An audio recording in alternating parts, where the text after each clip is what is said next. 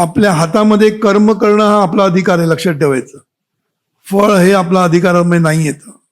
गीतेमध्ये जे सांगितलंय कर्मण्येवाधिकार असते मा फलेषु कदाचन, म्हणजे काय, कर्म आपल्या हातामध्ये, चॉईस तुझ्या हातामध्ये, काय करायचं नाही करायचं.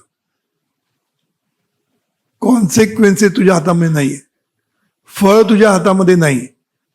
याचा अर्थ फळ हातात नाही म्हणजे मिळणार नाही असं आहे, मिळणारच.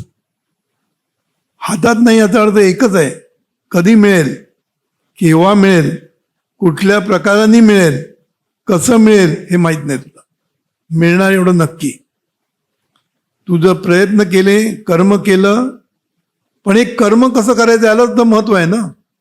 कर्म केलं की फळ मिळतंच. आंब्याची कोय पेरली की आंबे मिळणारच ना, बरोबर आहे की नाही.